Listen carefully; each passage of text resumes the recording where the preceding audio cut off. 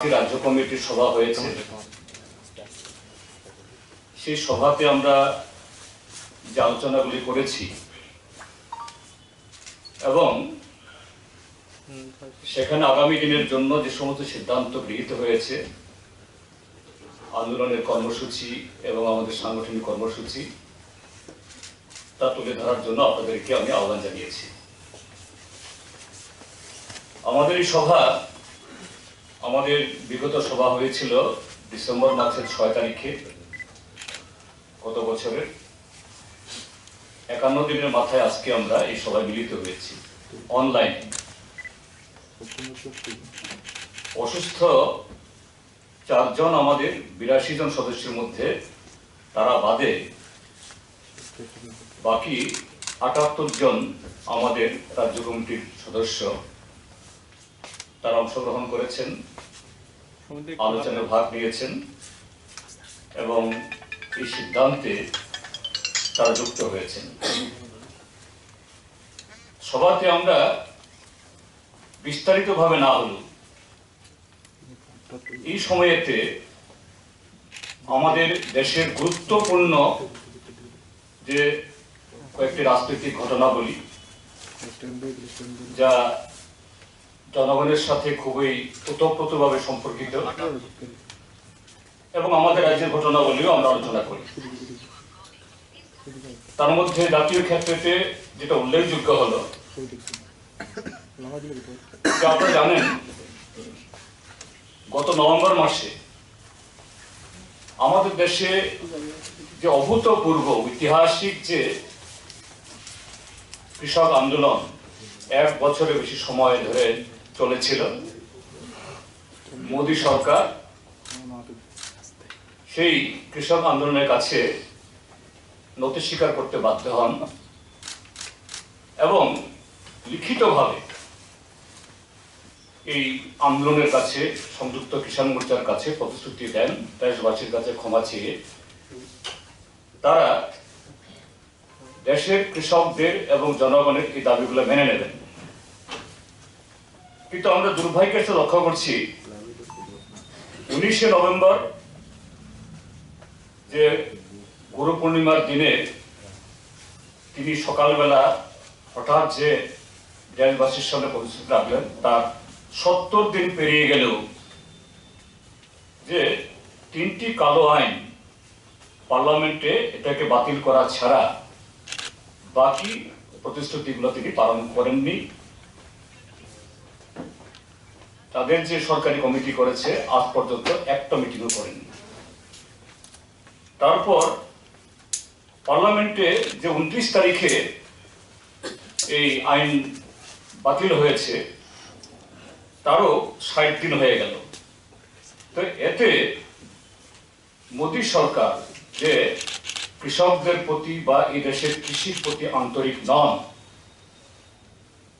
এবং বিশ্বাসঘাতকতা করার জন্য এটা একটা খেলা খেলছেন, এটা অন্তত এই 70 দিন পেরিয়ে গেলেও সরকারের যে মনোভাব তার মধ্য দিয়ে এটা প্রতিফলিত হয়েছে। দ্বিতীয় উল্লেখযোগ্য বিষয় আমাদের রাজ্য কমিটি খুব উদ্বেগের সাথে লক্ষ্য করেছে, সেটা হলো সদ্য যে সুইজারল্যান্ডের দাভোসে ওয়ার্ল্ড ইকোনমিক ফোরামে যে ফোরামে মিটিং হয়ে গেল। আমরা এই দেশের অঙ্গরাজ্যের যে নাগরিক হিসাবে এটা আমাদেরকেও খুবই চিন্তিত করে। সেটা কি বলেছে অক্সফাম, যে এই বিগত 2 বছরে কোভিডের মিসম্যানেজমেন্ট, সরকারের যে কর্পোরেট প্রীতি, এসব কারণে 84% ভারতীয়ের তাদের আয় কমেছে এবং দেশে গরিব এবং ধনীর মধ্যে পার্থক্য তো ছিলই, ব্যবধান তো ছিলই, এটা আরো বেড়েছে। সেই জায়গায় এই সময়তে 42 জন ভারতীয় পুঁজিপতি তারা বিলিয়নিয়ার ক্লাব, অর্থাৎ $100 কোটি উপরে যাদের সম্পদ, সেই ক্লাবে নাম লিখিয়েছেন। আর অন্যদিকে যে এই দেশের মানুষ গরিব থেকে আরো গরিবতর হয়েছে। বলা হয়েছে অক্সফামের রিপোর্টে 55% ভারতীয়ের সম্মিলিত যত সম্পদ এটা মাত্র ৯৮টা পরিবারের হাতে কক্ষিগত হয়েছে, এবং এই মুহূর্তে পৃথিবীর প্রায় ১০০ কোটি যে হতদরিদ্র মানুষ বিপিএল, তার অর্ধেকের এই বাসস্থান হলো এই ভারতবর্ষ। আমাদের দেশের মোদী সরকারের তাদের বদান্যতায়, এদের ভুল নীতির কারণে, এবং অতি সম্প্রতি আবার IMF ইন্টারন্যাশনাল মনিটারি ফান্ড তারা একটা ইঙ্গিত করেছে এবছর আমাদের আভ্যন্তরীণ গড় আয় জিডিপি এটা -9% হবে, অর্থাৎ আরো দারিদ্র, আরো মুদ্রাস্ফীতি, আরো দ্রব্যমূল্য বৃদ্ধি এদিকে দেশ যাচ্ছে। তার সাথে হলো কোভিড মিসম্যানেজমেন্ট সারা দেশে এবং আমাদের রাজ্যেও। গত 4 তারিখে প্রধানমন্ত্রী এসে আমাদের আগরতলাতে স্বামী ময়দানে কত কথা বললেন, এবং আমরা টেলিফোনের রিসিভার তুললি, এটা এয়ারটেল হোক, জিও হোক, BSNL হোক, কাউকে আমাদের ফোন করলেই আমরা শুনতে পাই সেখানে একটা অ্যাডভার্টাইজমেন্ট যে ১৫০ কোটি টিকা দেওয়া হয়েছে, কিন্তু এখন অব্দি ভারতবর্ষের যে মাত্র ৬৪% অ্যাডাল্ট, তার নিচে তো এখনো অনেক বাকি রয়েছে, তারা মাত্র একটা ডোজ পেয়েছেন। অর্থাৎ এরকম ভাবে যদি চলে যে এটা নতুন নতুন ভেরিয়েন্ট, এটা আমাদের স্বাস্থ্যের হানি ঘটাবে, অর্থনীতির হানি তো ঘটাচ্ছি। আমরা আমাদের রাজ্যের ক্ষেত্রে দেখছি গতকাল অব্দি প্রায় ১ লাখ ছুঁই ৯৯,০০০ কোভিড এফেক্টেড হয়েছে, এবং মৃত্যুর সংখ্যাও বাড়ছে। আমরা বামফ্রন্টের তরফ থেকে মুখ্যমন্ত্রীর কাছে গিয়েছিলাম গত ১৫ তারিখে, তাকে ৫ দফা আমরা সাজেশনটা দিয়েছি, তিনি আমাদের কথা শুনেছেন, বললেন করবেন, কিন্তু আমরা প্রকৃত অর্থে সেরকম কোনো পজিটিভ উদ্যোগ দেখি না। হাসপাতালগুলোতে এখনো অব্যবস্থা। ওমিক্রন যে নতুন ভেরিয়েন্ট, এটা চিহ্নিত করার জন্য যে প্রয়োজনীয় কিটস দরকার, গত ২-২.৫ মাস এত চিৎকার চেঁচামেচি হচ্ছে, বক্তৃতা হচ্ছে, কিন্তু এখন অবধি এটা পৌঁছায়নি। এখন পরীক্ষা নিরীক্ষা কম করিয়ে কম দেখানোর চেষ্টা হচ্ছে, কিন্তু এভাবে তো রোগ মোকাবেলা করা যায় না। তৃতীয়ত হলো আমাদের রাজ্যের যে এই ৪৬ মাস বয়সী যে বিজেপি IPFT সরকার, এটা যেন একটা যে রাডারলেস জাহাজ সমুদ্রে চলতে গেলে পরে রাডার থাকে, উত্তরে যাচ্ছে না দক্ষিণে যাচ্ছে,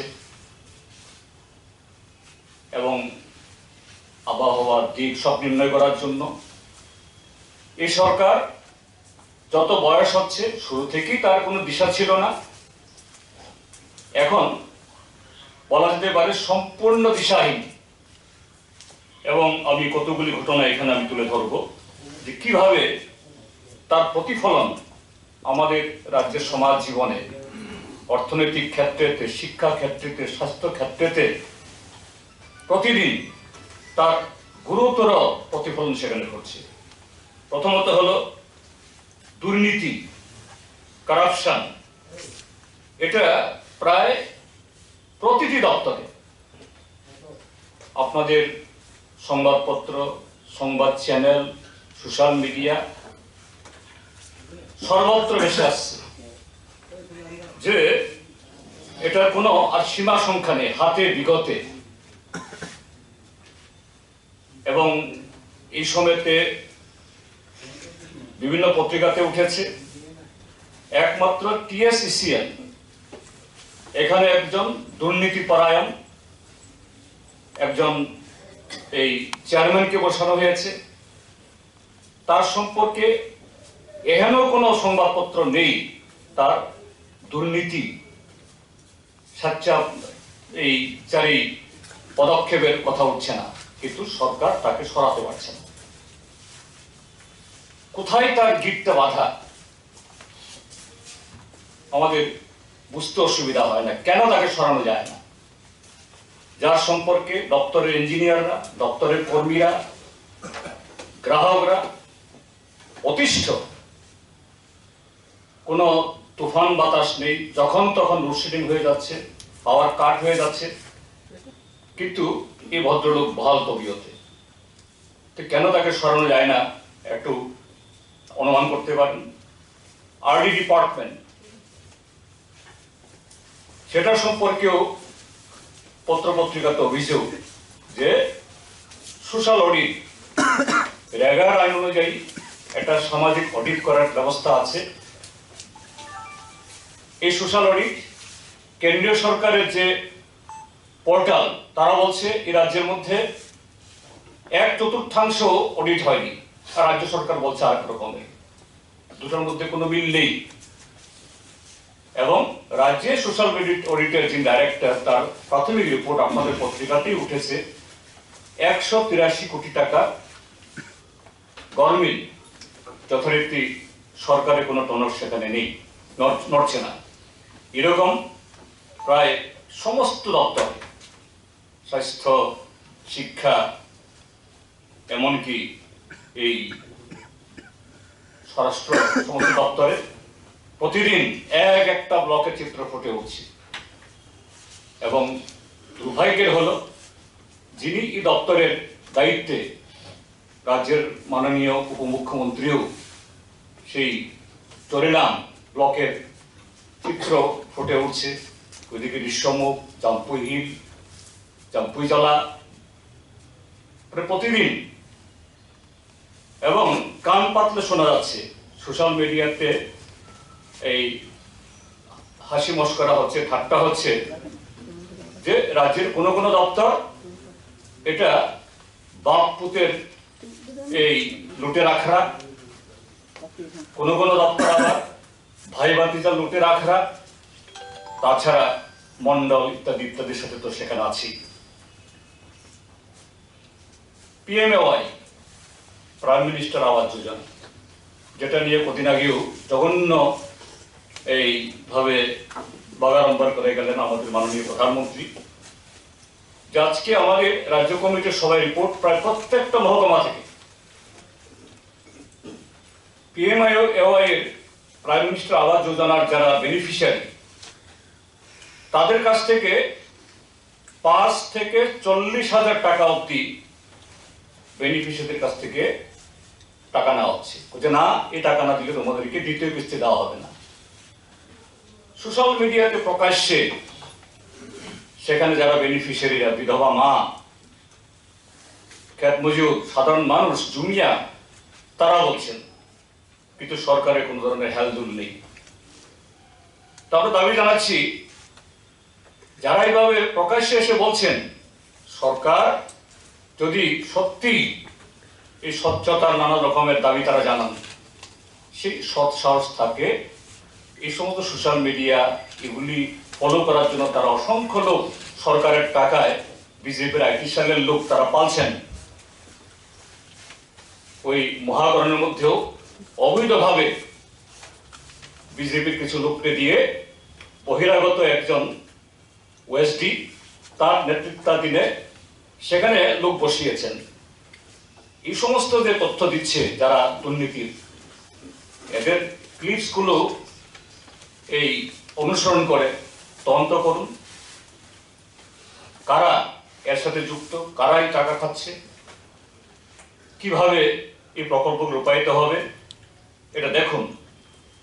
টিএসআর নিয়োগে সেখানেও দুর্নীতি, এবং সেখানে একজন মন্ডল প্রেসিডেন্টের নাম এসছে, এবং সে অভিযোগকারিণী তিনিও শাসক দলের একজন নেত্রী।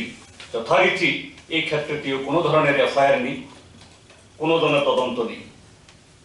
এবং শুধু তা না, যে যারা এই সরকারের অধীনে পার্ট টাইম বা ডিআরডব্লিউ চুক্তিবদ্ধ এরকম নানা কাজে যুক্ত আছেন, এরা বেতন পাচ্ছে না। বিশেষ করে আরডি ডিপার্টমেন্টে মাদ্রাসা কর্মীদের মধ্যে এই ঘটনাগুলি ঘটছে। তারপর যে সরকার বহু ডাকডোল পিটিয়ে বলছে আমরা ধান ক্রয় করছি, হ্যাঁ ভালো,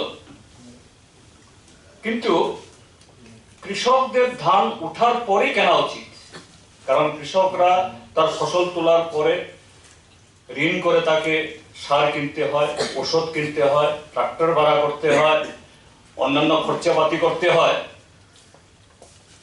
ধান উঠে যাওয়ার পর যদি 2-3 মাস পরে যে ধান কেনে, তাহলে কৃষকরা সে বেনিফিট পায়। এতে কি হয়েছে যে যেখানে যেখানে এই প্রকিউরমেন্ট সেক্টর করা হয়েছে, সেখানে মিডলম্যান, ফরিয়া, তাদের দাবাদাবি, কৃষকরা জমিয়ারা সরাসরি গিয়ে ধান বিক্রি করতে পারছেন না।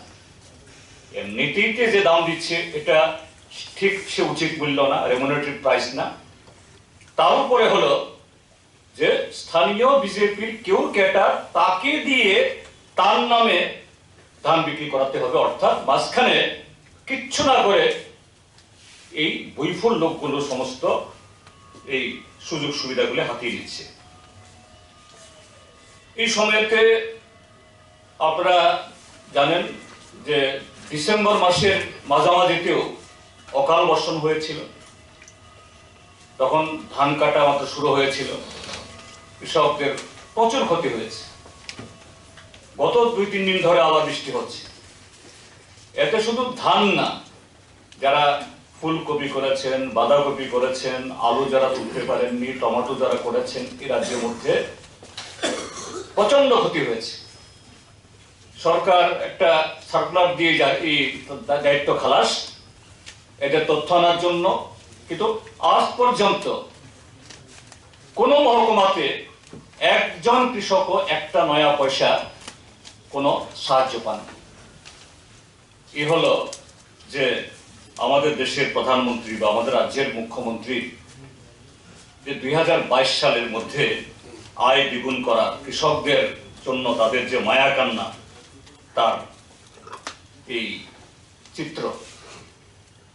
তো এরকম একটা জায়গায় রাজ্য সরকারের অধীনে সরকারি দপ্তরগুলো যখন এরকম অনিয়ম করছে, এডিসি পিছিয়ে থাকবে কেন? এডিসিতে সেখানে ত্রিপুরা মথা বহু আকাঙ্ক্ষা, আশা আকাঙ্ক্ষা যে ইয়ে করে তারা ক্ষমতা এসছেন, ভালো।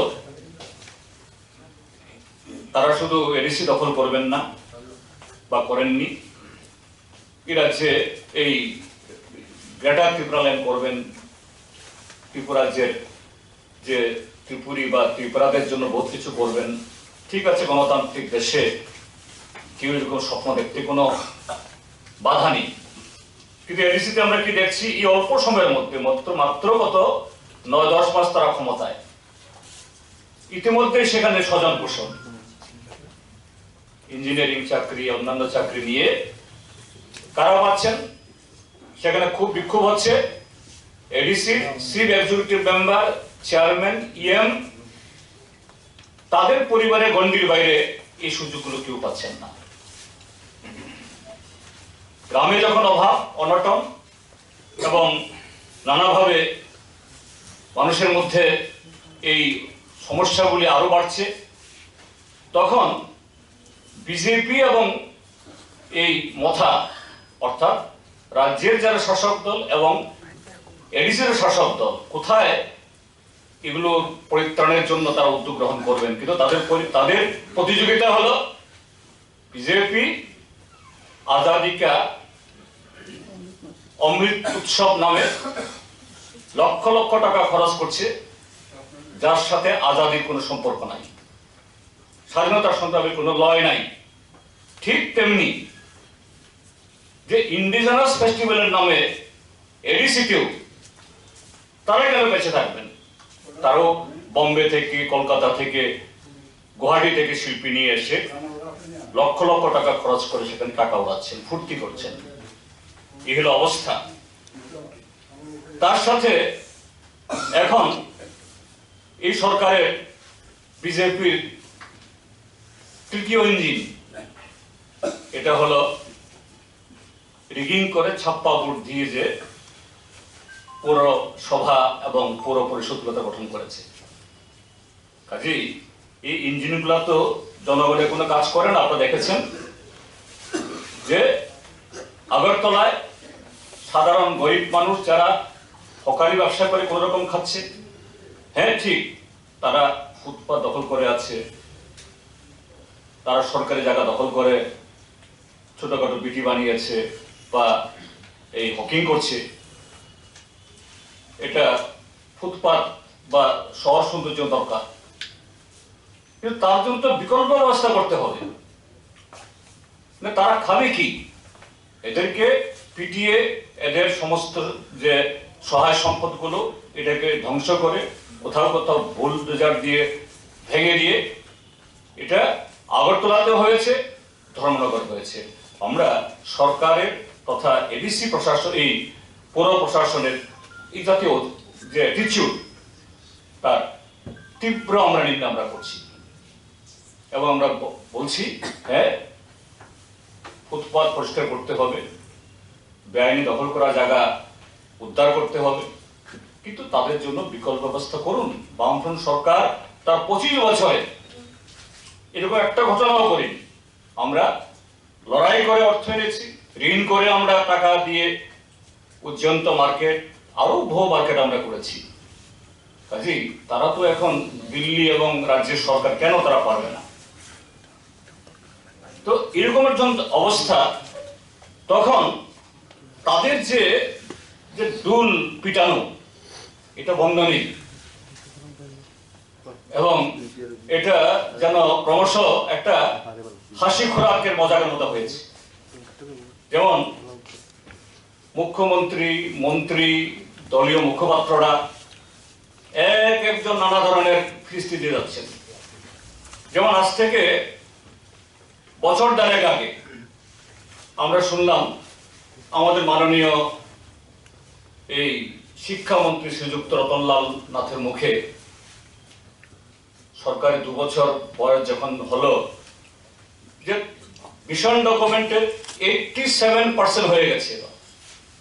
আরো 1.5 বছরের কথা বলছি আমি। কদিন আগে যে এই তাদের একজন মুখপাত্র বলছেন 90% হয়ে গেছে। আবার সেদিন ইনফরমেশন কালচার মিনিস্টার, নতুন যুবক, তিনি বলেন সুন্দর, বলছেন 80% হয়েছে। তাহলে 1.5 বছর আগে 87, 3 বছরের মাথায় 90%, আবার 3.5 বছরের মাথায় 80%। আমরা কোনটা বিশ্বাস করব? আবার মুখ্যমন্ত্রী কোথাও কোথাও বলছেন মিশন ডকুমেন্টের দ্বিগুণ কাজ হয়ে গেছে। আসলে এটাই ঠিক, তথ্য দিয়েছেন। এটা ক্রমশ গ্রাফ নামছে, 90 থেকে 87, 87 থেকে এই 70 থেকে আরো নামবে, আসলে 0, শেষ পর্যন্ত এটা হবে মাইনাস। এই হলো এই সরকারের অগ্রগতির চার্ট। আমি জাতীয় ক্ষেত্রে কথা বললাম এবং রাজ্যের যে চিত্রের কথা বললাম, ব্লকের দুর্নীতি, যত সামান্য কাজ হচ্ছে লোক পায় না, তার ঘটনা আমি গতকাল রাতে কথা বলছি। গতকাল রাতে আমার বাড়িতে, আমি সাধারণত রাত 11:30, 12টায় ঘুমাই, কালকে 12টা, 12:15 ঘুমিয়েছি। কালকে বৃষ্টি ছিল, ওয়েদার খারাপ, তারপর কারফিউ। এর মধ্যে আমার বাড়ির ইয়েতে একটা আম গাছ আছে, আম গাছ বেয়ে উঠে আমার বাড়ির ব্যালকনির 4টা পিতলের টপ নিয়ে গেছে। এটা চোরকে গালি দেব না সরকার গালি দেব? যে বৃষ্টি, তার মধ্যে কারফিউ, এই অবস্থায় যা একজনের বাড়িতে গিয়ে এই চোরকে টপ চুরি করতে যাওয়া, এটা রাজ্যের যে অর্থনৈতিক অবস্থা কি চরম। এর 3টি কারণ। একটা হলো অভাব, আরেকটা হলো স্বভাব, তার সাথে আরেকটা যুক্ত হয়েছে হলো নেশা। এই রাজ্যের মধ্যে নেশামুক্ত ত্রিপুরা রাজ্যের মধ্যে এত নেশা ছড়িয়েছে এবং একাংশ যুবক এই নেশা দ্রব্য যখন ফুরিয়ে যায় তখন তাকে চুরি করা ছাড়া, ডাকাতি করা ছাড়া, হার ছিনতাই করা ছাড়া দিন দুপুরে গুলি করছে, এই ঘটনাগুলি করছে। এই যখন অবস্থা, তার চিত্র আমাদের সমাজ জীবনে আরো কত ভয়ঙ্কর। আমরা এই 50 দিনের মধ্যে ত্রিপুরার যে খুন খারাপের একটা তথ্য আমরা নিয়েছি। গত 6 ডিসেম্বর থেকে 23 জানুয়ারির মধ্যে 23টা খুন, 47টা আত্মহত্যা, 32টা অস্বাভাবিক মৃত্যু, 5টা ধর্ষণ গণধর্ষণ, 11টা শ্লীলতাহানি এবং 4টা অপহরণ। 23টা খুন, 47টা আত্মহত্যা, 32টা অস্বাভাবিক মৃত্যু, 5টা ধর্ষণ গণধর্ষণ, 11টা শ্লীলতাহানি এবং 4টা অপহরণ। চুরি তো অসংখ্য। এই জন্য চুরিধারী গণধর্ষণ অন্য সময় হয় না এরকম না, কিন্তু যে কোনো একটা এই সময়েতে এই অল্প ব্যবধানে এত সংখ্যক এই ছোট্ট ত্রিপুরা রাজ্যের মধ্যে, ওই যে মাননীয় শিক্ষামন্ত্রী বলে ক্লিয়ার পিকচার অফ দি, কি জানি বলছিল না, একটা ল অ্যান্ড অর্ডার। এই হলো clear picture of the law and order. তো এই জায়গায় হলো এই অবস্থা। তো স্বাভাবিক এই যখন অবস্থা, তখন ত্রিপুরা রাজ্যের মধ্যে যতই তারা চেষ্টা করুক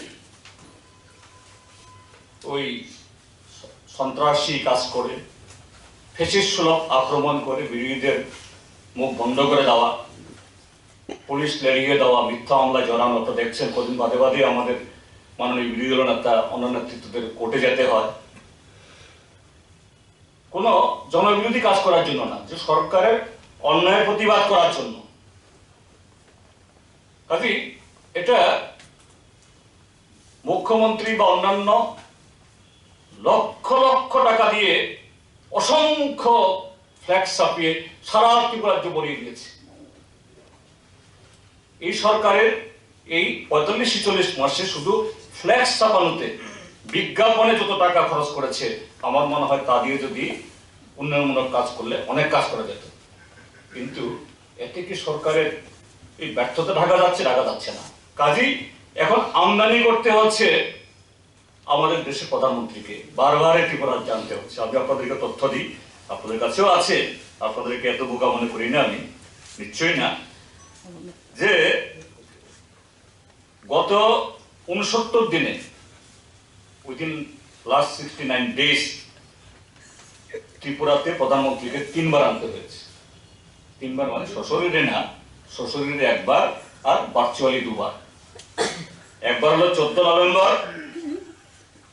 ভারতবর্ষে অন্য রাজ্যেও পিএমওয়াই আছে, কিন্তু ত্রিপুরা রাজ্যের পিএমওয়াই আবাস যোজনায় যারা ঘর পেয়েছেন তাদের টাকা দেওয়ার জন্য নরেন্দ্র মোদীকে আনতে হয়েছে, যখন পুর নির্বাচন প্রচার চলছিল। এরপরে নিয়ে আসলেন সশরীরে গত 4 জানুয়ারি এই স্বামী বিবেকানন্দ ময়দানে, এখানে দিয়ে অসংখ্য বাগাড়ম্বর করালেন। এবং সর্বশেষ আনলেন 21 জানুয়ারি পূর্ণ রাজ্য দিবসে, সঙ্গে অমিত শাহ, বিশ্বস্ত ওনার অনুগামীকে। এবং কি বললেন? ত্রিপুরা রাজ্যের ইতিহাস বিকৃত করা, এ রাজ্যের মানুষকে বোকা বানানো, এ রাজ্যের মানুষ যেন কিছুই জানেন না এর আগে। এর বিরুদ্ধে আমাদের রাজ্যের মাননীয় বিরোধী দল নেতা, আমাদের পার্টির পলিট ব্যুরো মেম্বার, তিনি দুবার সাংবাদিক সম্মেলন করে তাদের জবাব দিয়েছেন। এবং আপনারা জেনে খুশি হবেন যে কমরেড মানিক সরকারের যে প্রথম এই সাংবাদিক সম্মেলন, শুধুমাত্র আমাদের ত্রিপুরা সিপিএম ত্রিপুরা ফেসবুক পেজে 12 লক্ষ লোক দেখেছে এখন অব্দি, 12 লাখ ভিউয়ার। আর যদি বাকি সমস্ত চ্যানেল আপনাদের চ্যানেল সহ দেখা, এটা ত্রিপুরাতে জনসংখ্যা পেরিয়ে যাবে। এটা নিশ্চয়ই শুধু ত্রিপুরা না, সারা দেশের। আমরা এই যে উনি যে কথাগুলি বলেছেন, আমাদের মাননীয় মুখ্যমন্ত্রী এই বিরোধী দল নেতা যে দিয়েছেন, আমরা এটা এই জবাব আমরা উনার যে বক্তব্যগুলো হুবহু বই ছাপিয়ে আমরা বের করছি। 10,000 বই ইতিমধ্যে আমরা ছেড়েছি। আজকে আমাদের মিটিং এ বলছে যে না, এটা এত কাটতি সবাই চায়, আমাদের লোক তো আছেই, আমাদের লোকের বাইরেও আজকে আরো 15,000 বই ছাপানোর জন্য অর্ডার এসেছে। এই বই মাংনা তো কাউকে দিচ্ছি না, আমরা 10 টাকা দামে দিচ্ছি। আমরা আপনাদেরকে অবশ্য ফ্রি দিতে হবে না, আপনাদেরকে 25,000 বই আমরা ছেপে আমরা বের করছি। তারপর এখানে কিছু বলতে হয় এই সময়ের পলিটিক্যাল ডেভেলপমেন্ট, যে ত্রিপুরা মথা নতুন দল, নতুন নেতা না অবশ্যই, তবে বয়সে কম, খুব ভালো বলেন, তাকে শ্রদ্ধা রেখে বলছি। ইদানিং কালে একটা চ্যানেলে তার একটা ইন্টারভিউ শুনেছি, তিনি কোথেকে দিয়েছেন জানি না, নিশ্চয়ই ত্রিপুরাতে নেই, অন্য কোথা থেকে দিয়েছেন। কি বলছেন, চ্যানেল থেকে জিজ্ঞেস করা হয়েছে আপনার এই পূর্ণরাজ্য দিবসে আপনার কি মেসেজ। হ্যাঁ, তিনি সবাইকে অভিনন্দন জানিয়েছেন, ভালো, আমরাও জানিয়েছি। তো বলছেন যে আপনার যে গ্রেটার ত্রিপুরা ল্যান্ড বা আপনার যে রাজনীতি, তার লক্ষ্যটা কি। বলছেন যে আমরা একটা কনস্টিটিউশনাল সলিউশন চাই। What is constitutional solution? হ্যাঁ, ত্রিপুরা রাজ্যের মধ্যে এডিসি এলাকা এটা ব্যাকওয়ার্ড। ত্রিপুরা রাজ্যের ট্রাইবালরা সেই দীর্ঘ রাজন্য শাসন এবং পরবর্তী সময়েতে কংগ্রেস শাসন, এই কারণে অন্যের সমান তাদের বিকাশ হয়নি। এটা ঘটনা। বামপন্থী ফ্রন্ট সরকারের সময়েতে আমাদের সাধ্যের মধ্যে অনেক চেষ্টা হয়েছে, যার সুবাদে আজকে আর সেই আগের দিনের মতো তাদের অর্থনৈতিক, সামাজিক, সাংস্কৃতিক হিসেবে দাঁড়িয়ে নেই, অনেক বিকশিত হয়েছে। হ্যাঁ, তার আরো অনেক বিকাশ দরকার। তার জন্য কি দরকার? আমরা দাবি জানাচ্ছি এডিসি কে এম্পাওয়ার করতে হবে, সংবিধান সংশোধন করে এডিসির হাতে আরো অধিক ক্ষমতা এবং অর্থকরী পাওয়ার ব্যবস্থা করতে হবে। শুধু এডিসির জন্য না, এটা সামগ্রিকভাবে এই ত্রিপুরা রাজ্যকে সমৃদ্ধ করবে। এডিসি এলাকার মধ্যে শুধু ট্রাইবাল না, ট্রাইবাল, নন ট্রাইবাল সমস্ত অংশ মানুষ উপকৃত হবে, সারা রাজ্য উপকৃত হবে। এ বিষয়ে খুমুলুং টিটিএসির তরফ থেকে একটা বক্তব্য নেই, একটা কথা নেই। ভিলেজ কমিটি নির্বাচন হচ্ছে না আজকে প্রায় 1.5 বছর। ভিলেজ কমিটিগুলোর চেহারা কি? যেখানে ত্রিপুরা মথা তারা শক্তিশালী, সেখানে কিছু বহির্ভূত, সংবিধান বহির্ভূত শক্তি বলছে আমরা যে লিস্ট দেব তাকে দিতে হবে, অন্যরা পাবে কি পাবে না এটা আমার দেখা বিষয় নেই। কি করবে? নতুবা ঘন্টার পর ঘন্টা সরকারি কর্মচারীদেরকে তালা দিয়ে রাখছে, ইভেন প্রাকৃতিক ডাকেও তাদেরকে বাইরে যাওয়ার সুযোগ সেখানে নেই। আবার যেখানে বিজেপির লোক শক্তিশালী, তারা সেখানে হত্যা, মানে দ্বন্দ্বমন্দের কর্তা। ভোট হচ্ছে না, হ্যাঁ ঠিক আছে, মন্দের ভালো। বিগত এডিসির অধিবেশন থেকে ভিলেজ কমিটি নির্বাচনের জন্য একটা রেজুলেশন নেওয়া হয়েছে, কিন্তু আমাদের বক্তব্য হলো ত্রিপুরা মথা তাদের দাবি গণতান্ত্রিকভাবে তারা করতেই পারেন। গ্রেটার ত্রিপুরা ল্যান্ড বা দি গ্রেটার ত্রিপুরা ল্যান্ড দিল্লি অব্দি যেতে পারেন, কিন্তু কেন ভিলেজ কমিটি নির্বাচনের জন্য মুখ্যমন্ত্রীর কাছে কিনা প্রশ্ন দিতে পারেন না? আগরতলা শহরে একটা জমায়েত করতে পারেন না? আর এই নির্বাচন যদি না হয় ভিলেজ কমিটিতে, তাহলে ভিলেজ কমিটি 15 ফাইন্যান্স কমিশনের অর্থ থেকে বঞ্চিত হবে, কয়েকশো কোটি টাকা বঞ্চিত হবে। কিন্তু কোনো রামাত নেই। এবং এই আজকে রাজ্য সরকার বহু শূন্য পদ ফেলে রেখে দিয়েছে, কোনো নিয়োগ করছে না। ট্রাইবালদের মধ্যে এক সময় আমরা যখন প্রথম বামফ্রন্ট সরকার, দ্বিতীয় বামফ্রন্ট সরকার পাস করাচ্ছে, ছেলে মেয়ে আমরা পাইনি। এখন ইঞ্জিনিয়ার, ডাক্তার, এলএলবি, ঘরে ঘরে এমএ পাস, বিএ পাস,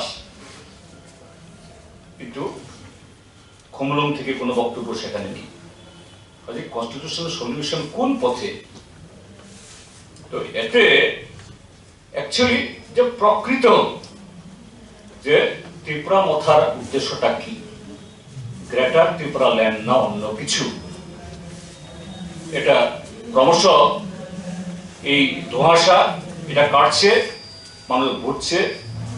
আমরা বলতে চাই ত্রিপুরা মথা আরো বেশি গলা পরিষ্কার করে কেসে বলুন, আসলে আপনারা কি ভারতীয় জনতা পার্টিকে আড়াল করার জন্য, তাদেরকে সাহায্য করার জন্য, তাদের হাতকে মজবুত করার জন্য, ত্রিপুরা রাজ্যকে আর দুর্বল করার জন্য, না অন্য কিছু, এটা তাদের পরিষ্কার করতে হবে।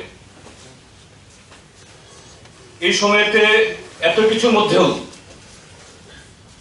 আমরা আমাদের রাজ্য কমিটি আজকে আমরা ধন্যবাদ জানিয়েছি ত্রিপুরা রাজ্যের গণতান্ত্রিক আন্দোলনের বিভিন্ন সংগঠনকে, বিশেষ করে ব্যাংক, যে ইউনাইটেড ব্যাংক এমপ্লয়িজ ফোরাম, তাদেরকে গত 17 এবং 18 ডিসেম্বর সারা দেশের সাথে ত্রিপুরা রাজ্যের মধ্যেও তারা খুবই সফল ব্যাংক ধর্মঘট করেছেন।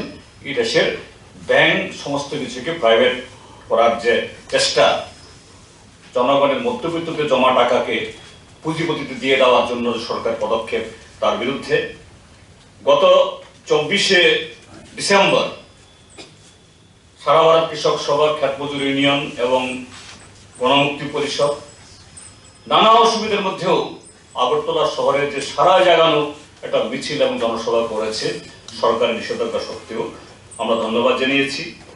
তার সাথে joint forum of movement for education, যারা শিক্ষা বাঁচাও ভবিষ্যৎ বাঁচাও এই দাবিতে ভারতের ছাত্র ফেডারেশন, ট্রাইবাল স্টুডেন্ট ইউনিয়ন এবং শিক্ষক কর্মচারী শিক্ষাবিদদের সংগঠন, তারা এই সরকার যে স্কুলগুলো শিক্ষাকে যে বেসরকারি তুলে দেওয়ার জন্য যে ইয়ে করেছে, তার বিরুদ্ধে লড়াই করতে আমরা তাদেরকে ধন্যবাদ জানাই। তার সাথে বিভিন্ন জায়গাতে শাসক দলের সন্ত্রাস, চাপ, এগুলাকে এই মোকাবেলা করে যারা গণতন্ত্র পুনরুদ্ধার সংগ্রাম করছেন, তাদেরকে আমরা অভিনন্দন জানাই। আগামী দিনগুলোতে আমরা ব্লক এবং মহকুমা পর্যায়ে ধর্ণা, গণডেপুটেশন এবং আরো নানাভাবে জনগণকে সাথে নিয়ে, এই যে বললাম যে কোভিড মিসম্যানেজমেন্ট, কোভিড ম্যানেজমেন্টে যাতে সরকার সতর্ক হন, সজাগ হন, তার সাথে ধান ক্রয়ে যে দুর্নীতি, এর জন্য বন্ধ করে, এই যে এতে অসময়ে বৃষ্টির কারণে যে কৃষকদের ব্যাপক ক্ষতি হয়েছে, তার ক্ষতিপূরণ যাতে দেয়, কারাপশনের বিরুদ্ধে। এ রাজ্যে গত 45-40 মাস প্রায় নিয়োগ নেই, নিয়োগ খরা, প্রায় ভ্যাকান্সি স্কুলে পূরণ করার জন্য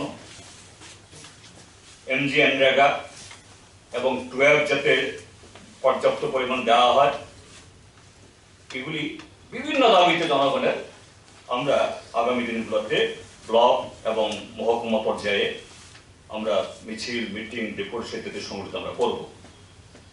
তার সাথে আমরা এই আমাদের সংহতি জানিয়েছি সংযুক্ত কিষাণ মোর্চাকে, আমাদের রাজ্যের মধ্যেও তাদের যে সংগঠন আছে, সারা ভারত কৃষক সভা, খ্যাত মজুর কৃষক সভা, এই জিএমপি সহ আরো বিভিন্ন সংগঠন আগামী 31শে জানুয়ারি সারা দেশের সাথে এই ত্রিপুরা রাজ্যের মধ্যেও তারা যে মোদী সরকারের বিশ্বাসঘাতকতার বিরুদ্ধে বিশ্বাসঘাতক দিবস পালন করবেন। আমরা নৈতিকভাবে তাদের এই আন্দোলনকে সফল করার জন্য ত্রিপুরা রাজ্যের সমস্ত গণতান্ত্রিক মানুষকে আমরা আহ্বান জানাচ্ছি। তার সাথে আগামী 23 এবং 24 ফেব্রুয়ারি 10টা কেন্দ্রীয় ট্রেড ইউনিয়ন যে এই ডাক দিয়েছে 2 দিনের ভারত বন্ধ করার জন্য, হরতাল করার জন্য, আমাদের রাজ্য কমিটি তার প্রতিও আমাদের নৈতিক সমর্থন বা সংহতি আমরা জ্ঞাপন করেছি। এ হলো লড়াই সংগ্রামের এখন সাংগঠনিক। আপনারা জানেন আমাদের 23তম পার্টি কংগ্রেস আগামী এপ্রিল মাসের 6 থেকে 10 তারিখ কেরালার কান্নুর শহরে অনুষ্ঠিত হবে। তারই অঙ্গ হিসাবে আমাদের একেবারে সমস্ত ব্রাঞ্চ থেকে রাজ্য কমিটি অবধি এই সম্মেলনগুলি চলছে গত প্রায় 5-6 মাস ধরে। বিভিন্ন কারণে আমাদের এগুলো অনেকটা দেরি হয়েছে। তো ইতিমধ্যে আমাদের 24টা মহকুমার মধ্যে 22টা মহকুমার সম্মেলন শেষ হয়েছে। 8টা জেলার মধ্যে 5টা জেলার সম্মেলন শেষ হয়েছে। বাকিগুলো ফেব্রুয়ারির দ্বিতীয় সপ্তাহের মধ্যে শেষ হবে এবং আমরা ঠিক করেছি আগামী 27 এবং 28 ফেব্রুয়ারি, আগামী মাসের 27 এবং 28 ফেব্রুয়ারি আমাদের 23তম পার্টির রাজ্য সম্মেলন সংগঠিত হবে আগরতলায়। যদি কোভিড পরিস্থিতি যদি ভালো হয় তাহলে আমরা 27-এর আগের দিন অথবা 28-এর পরের দিন, এটা এখনো আমরা ঠিক করিনি, চূড়ান্ত করিনি। একটা জনসভা করারও আমাদের ইচ্ছে সেখানে আছে। এই হলো আজকে রাজ্য কমিটির ব্যাপার। আর সর্বশেষ, এটা রাজ্য কমিটির ব্যাপার নয়, এটা আরেকটা, যে আজকে 10,323 যারা ভিকটিম শিক্ষকরা, গত বছর তারা সরকারের প্রতিশ্রুতি পূরণের দাবিতে তাদের চাকরি যাতে পুনর্বহাল করে বা নতুন করে চাকরির ব্যবস্থা করে, বামফ্রন্ট সরকার যে 13,000 পোস্ট ক্রিয়েট করেছিল তার মধ্য দিয়ে সুযোগ তৈরি করে দেয় বা যেভাবেই হোক, তারা শান্তিপূর্ণভাবে গণঅবস্থান সংগঠিত করছিল সিটি সেন্টারের সামনে। এরকম শীতের একটা ভোরে অমানসিকভাবে ফ্যাসিস্ট সুলভ কায়দায় পুলিশ লেলিয়ে দিয়ে ঘুমিয়ে থাকা অবস্থায় শিক্ষক শিক্ষিকা, তাদের বাচ্চারাও ছিল, এদের কম্বল কাপড় চোপড় কেড়ে নিয়ে এদেরকে শুধু তুলে দেয় না, এদেরকে লাঠি পেটা করে রক্তাক্ত করে তাদের এই গণতান্ত্রিক আন্দোলনকে দমন করে। আজকে তার 1 বছর পূর্তি, আজকে তারা কালো দিবস পালন করছিল। আজকেও শুনলাম, আমরা রাজ্য কমিটি মিটিংয়ে ছিলাম, সেখানে বিপ্লব দেব সরকারের পুলিশ গিয়ে আবার তাদের এই আন্দোলনকে বাধা দিয়েছে এবং তাদেরকে চ্যাংদোলা করে তুলে নিয়ে গিয়ে এই শিক্ষক শিক্ষিকাদের অ্যারেস্ট করে এই বাধাঘাটে নিয়ে গেছে। ছেড়েছে কিনা জানি না। আমরা আমাদের পার্টির তরফ থেকে সরকারের এই ভূমিকাকে আমরা নিন্দা করি, নিন্দা জানাই এবং আমাদের পার্টির তরফ থেকে দাবি জানাই যে এটা বিপ্লব দেব সরকারের তথা বিজেপি সরকারের প্রতিশ্রুতি। এখন আসামের যিনি মুখ্যমন্ত্রী, তিনি এসে বলেছিলেন যে তাদের ন্যায় দিলায়েগা। কোথায় সেই ন্যায়? কোথায় সেই তাদের প্রতি সহানুভূতি? এটা না করে আজকে এদের বিরুদ্ধে চরম ফ্যাসিস্ট সুলভ চালাচ্ছে। এটা নিশ্চয়ই ত্রিপুরা রাজ্যের কোনো অংশের গণতান্ত্রিক মানুষ এই ভূমিকাকে কেউ যে গ্রহণ করবেন। এই হলো মোটামুটি ভাবে আমাদের আজকে রাজ্য কমিটির মিটিং এর যে মূল কথাগুলো। যদি আপনাদের জানা কিছু থাকে জিজ্ঞেস করতে পারেন। না, এরকম কারণ আমি যা বলেছি এটাই, 23 নিশ্চয়ই 23 কেন 24, আমরা যেহেতু একটা রাজনৈতিক দল, আমাদের এটা মোকাবেলা করতেই হবে। কাজে এটা মোকাবেলা করতে গেলে পরে যে ধরনের সংগঠন দরকার পার্টিকে এবং তার যে র্যাঙ্ককে যেভাবে সজাগ করা দরকার, এটা তো এই কথাগুলি বললাম যে না, যে রাজনৈতিকভাবে সংগঠন যেমন মজবুত করতে হবে এবং সচেতনতা বৃদ্ধি করতে হবে, তাহলে শত্রু যতই ষড়যন্ত্র করুক এটা মোকাবেলা করা অসম্ভব কিছুই না। Anything else? কেউ আর 27 ফেব্রুয়ারিতে কে আসছে? না এখনো ঠিক হয়নি, আজকে মাত্র যেহেতু তারিখ হয়েছে আমরা যোগাযোগ করবো, বলবো সময়। 5 রাজ্যের নির্বাচনের পর নির্বাচনকে ত্রিপুরা রাজ্যের নির্বাচন বা অন্য বিধানসভা নির্বাচন এগিয়ে নিয়ে আসার বিষয়ে চর্চা শুরু হয়েছে, যদি কোনো কারণে এরকম হয়। হ্যাঁ নিশ্চয়ই, অবস্থা যেরকম আমাদের উদ্যোগও সেরকম থাকবে। আমরা যে একটা সক্রিয় রাজনৈতিক দল, কাজেই আমাদের সামনে অনুকূল পরিস্থিতি বা প্রতিকূল পরিস্থিতি যাই থাক না কেন, এটা যে দায়িত্বশীল রাজনৈতিক দল হিসাবে জাতীয় এবং রাজ্যের সমস্ত পরিস্থিতিতে আমাদের সাধ্যমতো আমাদের যে প্রতিক্রিয়া দেওয়ার বা ভূমিকা নেওয়ার আমরা নেব অবশ্যই। সিপিএম নেতৃত্বাধীন বামফ্রন্ট কি আগে নির্বাচন হলে প্রস্তুত? হ্যাঁ নিশ্চয়ই।